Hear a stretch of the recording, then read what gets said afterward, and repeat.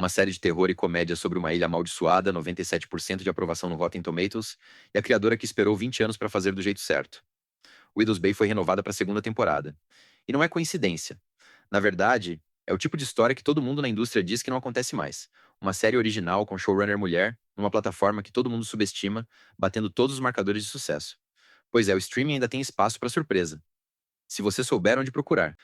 Você pode estar pensando, mais uma série de streaming sendo renovada, qual a novidade?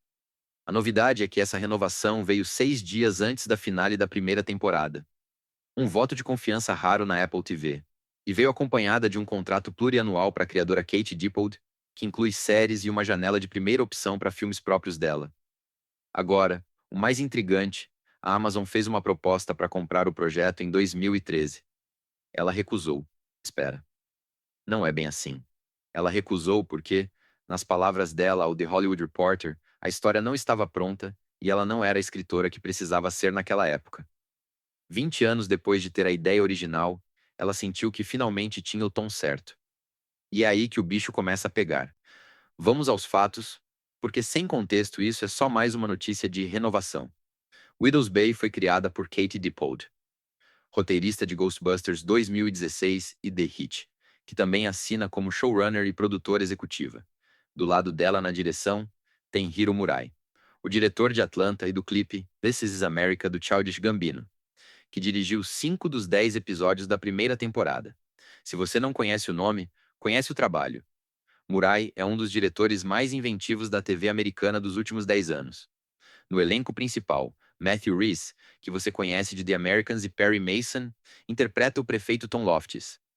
Completam o time Kate O'Flynn, Stephen Root, Kingston Rumi Southwick, Kevin Carroll, Dale Dickey, Kay Callan e Jeff Hiller. Produção da Apple Studios. Estreou em 29 de abril de 2026 na Apple TV Plus.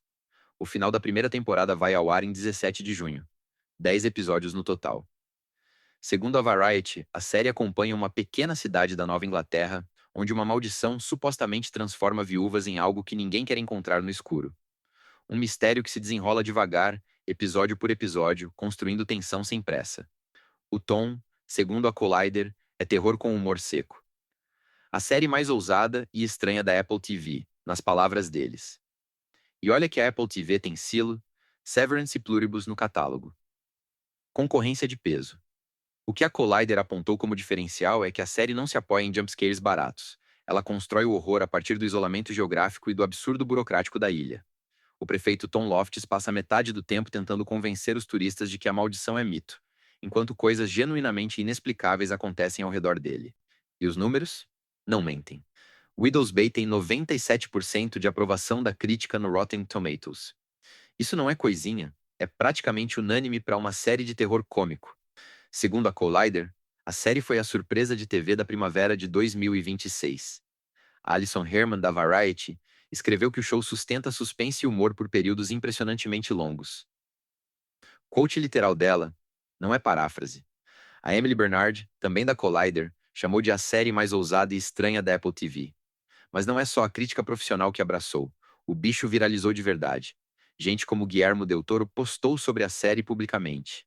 O cineasta mexicano, conhecido por O Labirinto do Fauno e A Forma da Água, elogiou o tom misto de horror e comédia. Stephen King, que entende do gênero como poucos, e segundo a Collider, a equipe da série cita como inspiração direta. Também mencionou Widows Bay nas redes sociais. O mais bizarro de tudo? A Apple TV anunciou a renovação com um vídeo cômico dentro da própria série. O prefeito Tom Loftus, interpretado por Matthew Rhys, cancelando os fogos de artifício da cidade com um bilhete revelando a segunda temporada. É autorreferencial. É engraçado. E é uma estratégia de marketing que poucas plataformas têm coragem de fazer. Transformar o anúncio corporativo em extensão da narrativa. E o Minyaha aqui, a Dippold já disse em entrevista ao Deadline que a segunda temporada vai ser sobre como tudo tá perfeito na ilha e não tem nada para se preocupar. Se você já viu algum filme de terror na vida, sabe que quando tudo tá perfeito é exatamente a hora de se preocupar. A Polygon também destacou que o tom de falso otimismo é a marca registrada da série. Uma inversão completa do que a primeira temporada estabeleceu como clima de tensão constante. Mas o que ninguém comentou foi o seguinte: essa série quase não existiu do jeito que conhecemos.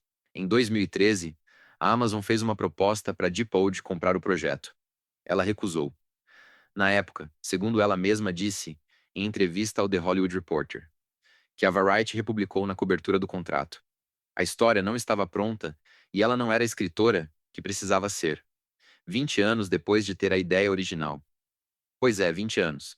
Ela sentiu que finalmente tinha o tom certo. E é aí que o ângulo fica interessante. A Apple TV não comprou um projeto de prateleira. Comprou uma visão que amadureceu por 2 décadas. Enquanto a indústria inteira corre atrás de IPs estabelecidos, franquias e reboots.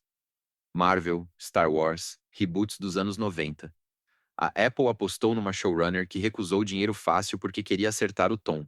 O resultado? Um contrato plurianual que, segundo o Deadline, cobre séries e dá à Apple a primeira opção em filmes originais dela. Uma blindagem contra estúdios concorrentes. Uma renovação antes da finale. E uma série que, segundo a análise da Variety, pode ser a maior audiência original da Apple TV no ano, superando lançamentos de peso que a plataforma programou para a temporada. Se isso não é um tapa na cara do algoritmo, que pede conteúdo rápido, barato e licenciável, não sei o que é. De um lado, o método fast food. Pega um IP conhecido, produz em 18 meses, satura de marketing. Do outro lado, a Diploid levou 20 anos amadurecendo uma ideia, recusou a Amazon no meio do caminho. E quando entregou, entregou algo que crítica e público abraçaram junto. E isso é só metade do que ninguém te contou. Toda semana eu volto com um caso desses. O que isso muda na forma como você vê o streaming? Muda tudo, porque a narrativa dominante, repetida em toda a matéria de negócios que você lê por aí, é que só franquia grande sobrevive, que conteúdo original morreu, que ninguém assiste série nova que não tem marca por trás. Widow's Bay é o contra-exemplo perfeito e os dados da Collider e da Variety sustentam isso. A Apple TV, que muita gente ainda trata como coadjuvante na guerra do streaming, atrás de Netflix, Disney e Max, entendeu que qualidade e tempo de maturação valem mais que velocidade. A Diploid podia ter pegado o dinheiro da Amazon em 2013, feito uma série meia-boca que ninguém lembraria hoje e ido embora com o cheque. Mas ela não fez. Esperou. Reescreveu. Achou o tom. Terror com humor seco, como a Collider definiu. E quando a série chegou, chegou pronta. 9 episódios que a Polygon descreveu como imprevisíveis do começo ao fim, com reviravoltas que surpreendem até o espectador mais veterano em terror. A sensação de informado aqui é essa. Sucesso não é sorte. É uma criadora que levou 20 anos para destrinchar a própria ideia, um estúdio que confiou no processo criativo, que anunciou a renovação dentro da própria narrativa da série, e um público que ainda sabe reconhecer originalidade quando vê. A Comic Book também destacou que a série conseguiu algo raro: agradar ao mesmo tempo quem busca sustos e quem busca risadas. Dois públicos que normalmente se cancelam. Para quem acha que a indústria do entretenimento virou só fast food, Widow's Bay é um prato feito com calma. E serve frio, porque a vingança é um prato que se come frio. Ou, no caso, uma maldição em uma ilha da Nova Inglaterra, que ninguém terminou de entender ainda.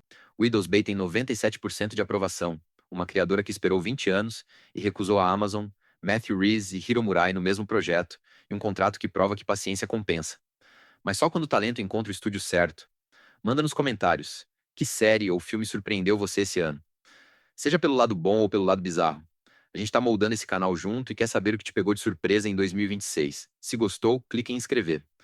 Toda semana tem um Express novo sobre o que ninguém viu no mundo das séries, do cinema e do mistério, sempre às 18 horas. E falando nisso, você sabia que tem um diretor de videoclipe que virou showrunner de uma das séries mais aclamadas do ano e ninguém tá prestando atenção nisso? É pro próximo vídeo.